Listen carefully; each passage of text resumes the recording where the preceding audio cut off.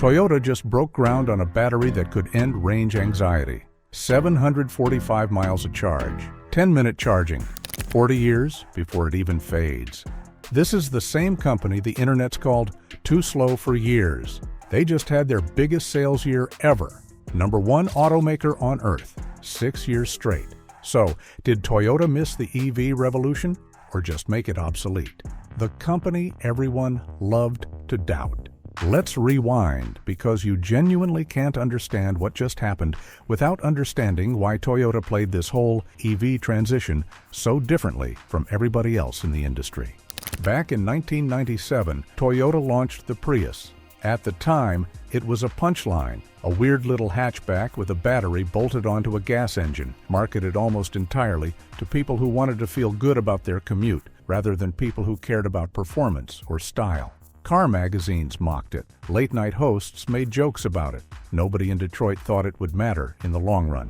Fast forward almost 30 years, and Toyota has now sold roughly 27 million hybrids worldwide. Not EVs, hybrids. That's not a side project or a compliance experiment to satisfy regulators.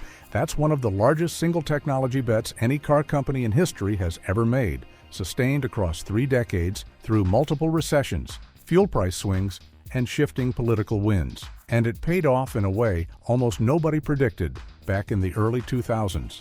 While Detroit and Silicon Valley were racing to go all electric, all at once, often on timelines set by press releases rather than engineering reality, Toyota made a deliberate and frankly controversial decision.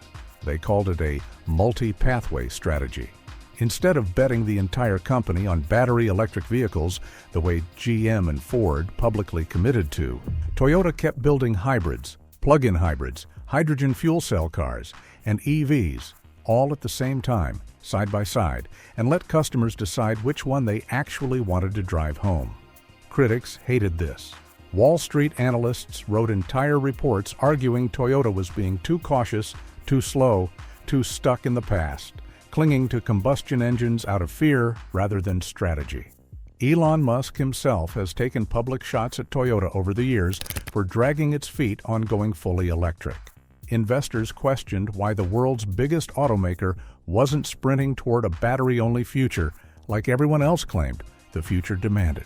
But here's the thing about betting on what customers actually want to buy instead of what tech blogs and government mandates want them to want. It tends to work out in the long run, and in 2025, it worked out in a way that should make every single other automaker on the planet extremely nervous about the decisions they made instead. The 5 numbers that proved Toyota was right all along. Let's put some hard numbers on the table, because this isn't a vibes-based argument dressed up as analysis. This is math, and the math is not close. #1, in 2025, Toyota sold 11.32 million vehicles globally across the Toyota, Lexus, Daihatsu, and Hino brands. That's a 4.65% jump over 2024. And it's the best year in the company's entire history. Global production climbed too, up 2.2% to 9.89 million vehicles, the first production increase in 2 years. Overseas sales alone hit a new peak of 9 million units. Volkswagen came in second globally with almost 9 million total vehicles. Hyundai was third with just over 7.2 million. Nobody else is remotely close to Toyota's number. #2, of those sales, roughly 42% were hybrids. Full battery EVs made up less than 2% of the total mix. Read that again. Toyota is the biggest car company on the planet, and pure electric vehicles barely register as a rounding error in their sales figures. And yet they're still winning, decisively, against every automaker that bet the farm on going electric. #3. In the U.S. specifically, Toyota sold 4.4 million hybrids globally in 2025, with over 1.18 million of those sold in America alone, a jump of nearly 18% from the year before. U.S. sales overall climbed 7.7% to 2.52 million vehicles, driven heavily by the Corolla and Camry. Nearly half of every Toyota sold in the U.S. last year, 47%, had a battery in it somewhere, whether that's a hybrid, a plug-in hybrid, or a full EV. Lexus, Toyota's luxury arm, posted its own all-time best year with 131,851 units sold and several hybrid models, like the RX, setting individual sales records. Number 4. The Camry. When Toyota announced the Camry would go hybrid only, dropping the traditional gas-only trim entirely, industry analysts predicted serious backlash. Loyal Camry buyers, they said, would jump ship to a gas-only Honda Accord or Hyundai Sonata rather than accept a hybrid-only lineup. Instead, hybrid Camry sales climbed to 316,000 units in 2025, up from roughly 310,000 the year before, the car's best sales year since 2019. The RAV4 did the exact same thing, and Toyota has now confirmed the next generation RAV4 is going hybrid-focused too, with a PHEV variant already rolling toward a 2026 relaunch. Toyota backed this bet with real money too, nearly $1 billion, $912 million specifically, poured into new jobs and manufacturing capacity to ramp up hybrid production, with a huge chunk of that landing at Toyota's West Virginia plant alone. Number 5. Now compare all of that to what happened everywhere else in the industry. Honda just canceled its entire EV lineup, the Zero Saloon, the Zero SUV, the Acura RSX, after burning through up to $15.7 billion and posting their first operating loss in 69 years. Ford's EV division lost over $5 billion in 2024 alone, at one point losing $132,000 on every single electric vehicle they sold in a single quarter. Stellantis booked $22.3 billion in net losses, with over $25 billion tied directly to EV-related charges and write-offs. Every single company that bet the farm on going all electric, all at once, on an aggressive timeline, got seriously burned. Toyota, the company everyone called too slow, didn't lose a dime doing it, and that's exactly the moment to hit pause for a second. If you're finding this useful, do me a favor. Hit like, drop a comment telling me which automaker you think falls apart next, subscribe, and tap that notification bell so you catch the next one of these the second it drops. This channel lives and dies on people who actually care about where this industry is headed, not just where the headlines say it's headed. Okay, back to it. The announcement that changes everything. So here's where it gets genuinely wild. Because while Toyota was quietly dominating with hybrids and getting mocked for it, they were also working on something in the background that almost nobody outside the industry was paying close attention to. And it just became real, physical, poured in concrete, real. At the end of January 2026, Japanese oil giant Idemitsu Kosan broke ground on a large-scale pilot plant. Not a concept render, not a prototype teaser at a car show, an actual construction site with actual regulatory approval already secured from Japan's Ministry of Economy, Trade, and Industry. This factory is being built specifically to produce solid electrolytes at scale, the key ingredient inside Toyota's next-generation battery technology, solid-state batteries. And this comes after 2 smaller demonstration facilities already proved the process works, which is exactly why Idemitsu greenlit the bigger build. Here's why that word solid matters so much and why engineers have chased this technology for over a decade. Every lithium-ion battery on the road right now, every Tesla, every Ford Lightning, every BYD, every Rivian uses a liquid electrolyte to shuttle charged particles back and forth inside the cell. That liquid is a big part of the reason batteries can catch fire under stress. It's a big part of the reason they slowly degrade over years of charging cycles. And it's a big part of the reason charging still takes 30, 40, 60 minutes instead of the 5 or 10 minutes it takes to fill a gas tank. A solid-state battery replaces that liquid with, well, a solid electrolyte. No leaking, far less risk of dendrite formation, those needle-like lithium structures that build up over years of charge cycles and eventually cause dangerous short circuits. Much higher energy density packed into a smaller, lighter, more compact space under the floor of the car. Toyota's own numbers, based on working prototypes they've already demonstrated, are almost hard to believe. up to 745 miles of range on a single charge, following an earlier first-generation target of around 1,000 kilometers, or roughly 620 miles. That's not a typo. That's close to triple what a Tesla Model 3 gets today on a full charge. A 10 to 80% charge in around 10 minutes, genuinely comparable to filling up at a gas pump. And the durability figure that honestly should be the headline all by itself. While a typical lithium-ion battery holds 90% of its original capacity for about 10 years before noticeable degradation, Toyota's solid-state battery is designed to hold 90% of its capacity for up to 40 years. One single battery pack lasting the equivalent lifespan of roughly 4 conventional battery packs stacked end to end. Toyota has already previewed what these packs will physically look like too. At the Tokyo Motor Show, the company revealed a Corolla concept specifically to showcase the design, a battery housing reduced to just 120 millimeters in height under the vehicle floor, and as low as 100 millimeters in high-performance applications, dramatically improving both packaging efficiency and aerodynamics compared to today's bulkier packs. Toyota is targeting 2027 or 2028 for the first vehicles equipped with these batteries, starting with premium, low-volume models. Think Lexus, think the Century, before eventually scaling production down toward mainstream vehicles like the next-generation Corolla. A second-generation version, already in active development, is targeting even greater range, north of 745 miles, alongside further cuts to charging time. Toyota has also received Japanese regulatory approval to begin gradual production of these next-generation cells starting in 2026, eventually reaching around 9 gigawatt-hours of annual capacity, enough for roughly 100,000 long-range EVs a year once fully scaled, likely reserved initially for flagship and performance models rather than mass-market ones. And Toyota isn't doing any of this alone.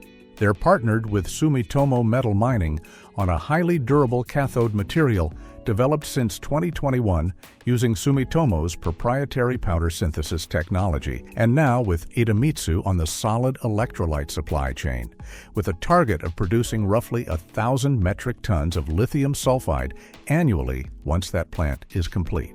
All of it sits inside a broader Japanese government push backed by roughly $7 billion in combined investment to build a genuinely domestic battery industry and reduce dependence on Chinese and South Korean suppliers for good. Is Toyota the only company chasing solid-state technology? Not even close. Honda, Nissan, BMW, and Volkswagen are all working on their own versions. Mercedes recently drove a solid-state EQS prototype nearly 750 miles on a single charge, becoming one of the first companies to put a solid-state powered car on real roads. BYD has said it's exploring sulfide-based solid-state chemistry of its own.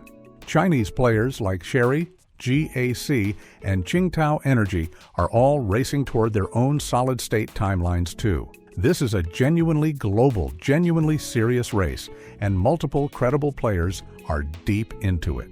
But here's what separates Toyota from most of that pack, and it's the part that matters most for whether any of this actually reaches your driveway. Toyota has the manufacturing scale, the decades-long supplier relationships, and the balance sheet to actually bring this technology to market at real volume without needing government bailouts or emergency layoffs just to survive the R&D bill along the way. When Honda tried to gamble everything on EVs almost overnight, it nearly broke the company financially. Toyota is funding this entire next-generation battery push using profits from a wildly successful, still-growing hybrid business. That's the real difference between betting the whole house on one hand and quietly building a war chest to fund the next one. What this actually means for you, the American car buyer. So should you actually care about a battery factory groundbreaking in Japan that won't put a car in your driveway until 2027 at the earliest? Honestly, yes. And here's exactly why it matters to you specifically. If you're currently EV curious but scared off by range anxiety or long charging stops on road trips, Toyota's solid-state timeline gives you a completely legitimate reason to wait a couple more years rather than jump into a technology platform that might feel outdated within 36 months of your purchase. That's not me telling you never to buy an EV today. Plenty of current EVs are genuinely great daily drivers for the right buyer. It's just useful, practical information about what's coming down the pipeline before you sign a loan. If you're a hybrid buyer already, and if you drive a Camry, a RAV4, a CR-V, or basically anything with hybrid badged on the trunk lid, you already are one. You're living proof that Toyota's patient, multi-pathway strategy has been the right call for the average American driver this entire time. Nobody's stranding you at a broken fast charger somewhere on I-80 through Nebraska in January. If you're a truck or SUV person, this matters just as much, because Toyota's hybrid and hybrid-adjacent technology is already working its way through the Tundra, the Sequoia, and eventually the Tacoma lineup, and a battery breakthrough like this eventually filters down into those larger, heavier platforms too, not just sedans and compact crossovers. Even Toyota's tariff response tells you something here. With new U.S. tariffs on Japanese imports initially set at 25% before being negotiated down to 15%, Toyota chose to absorb much of that added cost internally rather than pass it straight on to customers through broad price hikes, while simultaneously expanding local U.S. production and tightening cost controls elsewhere in the business. And if you're an enthusiast who just genuinely likes watching this entire industry evolve in real time, this is honestly one of the more interesting inflection points we've seen in years. For over a decade, the whole EV conversation has boiled down to range versus cost versus charging speed. Pick two, you can't have all three. Solid-state batteries are the first real physically demonstrated technology that could let you actually have all three at once, without the massive trade-offs we've all been living with since the first Nissan Leaf. If Toyota, or honestly anyone else in this race, actually pulls this off at real scale, it resets what normal means for every single electric car on the market. Tesla, Ford, BYD, all of them, no exceptions.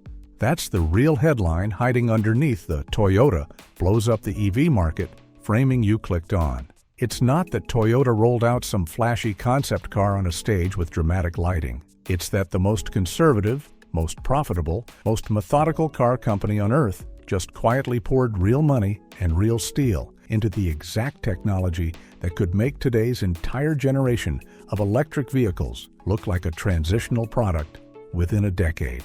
The bigger picture. Zoom out for a second, because this story is bigger than one factory groundbreaking in a Japanese industrial park.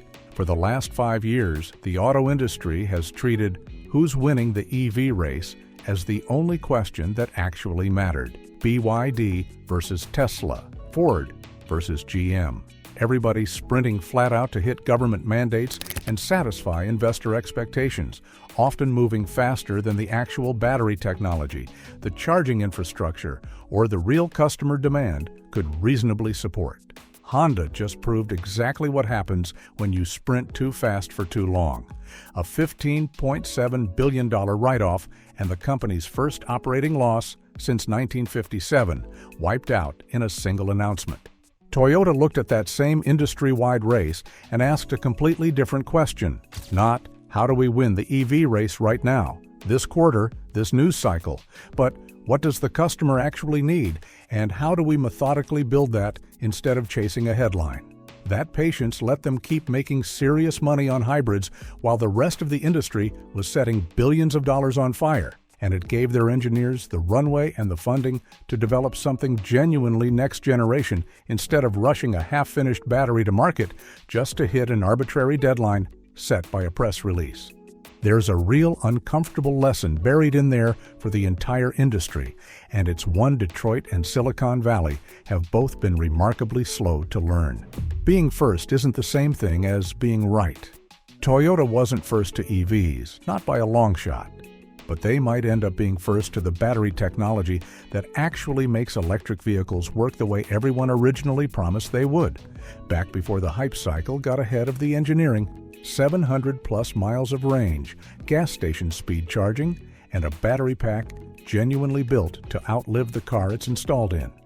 So back to the question from the top of this video. Did Toyota miss the EV revolution, or are they about to quietly skip past it entirely?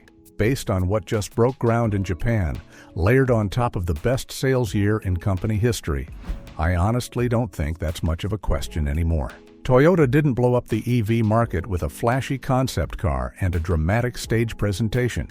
They blew it up quietly, with a construction crew, a government permit, a durable cathode partnership, and a battery chemistry that makes almost everything currently sitting on dealer lots look like a rough draft in comparison.